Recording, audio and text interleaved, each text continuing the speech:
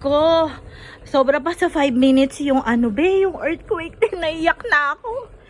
Grabe, first time kong makaranas ng ganito kalakas. Ayaw niya huminto. Tignan mo, nilagyan ko ng ng foam yung mga bata. Diyos ko. Ang lakas-lakas niya, be. Wala akong ibang binigkas kundi si Jesus. Diyos ko, ano ba ito? Mag-end of the world na yata. Hala, magbalik na na tayong lahat. Aray ko. Oh my gosh. Dito ako sa sala natulog eh.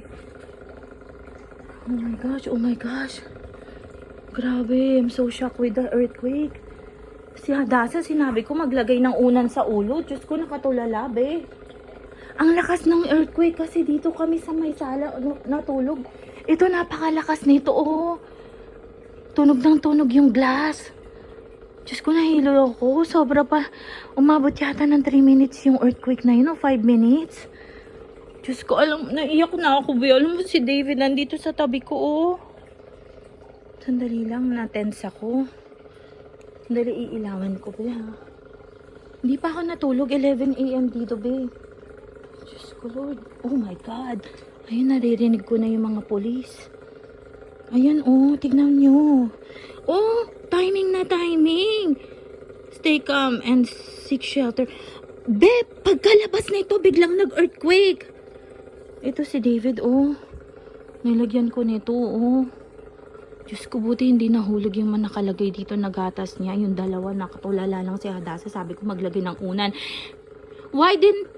Diyos ko. Sabi ko sa kanya, ilagay yung unan sa ulo niya. Nakatulala lang. Diyos ko, Lord, nilagyan ko si David nito, oh. Oh my gosh, the earthquake was terrible. More than 5 minutes. Ay, more than 2 minutes yata. Sobra pa. Magliligpit muna ako, be. Na-tense ako. Kailangan ko magdasal. Mag-ano na tayo? Mag-end of the world na yata. Diyos me ko. Pray, pray. Wait lang, be, ha. Ayan, no, buti na lang dito yung mga foam.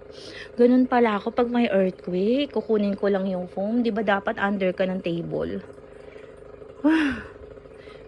May naririnig akong ambulance. Ang ko yung ito yung fish tank. Baka mahulog. Ililigpitin ko na naman, mababasa dito, di ba? Dito kasi kami sa sala ngayon natulog. Kapag every time ililigpit ako sa may kusina, dito ako sa may baba kasi nga para diretso ko na lang. Tapos iiyak si David, di ba? Oh, earthquake. Beautiful friends sa Tagalog.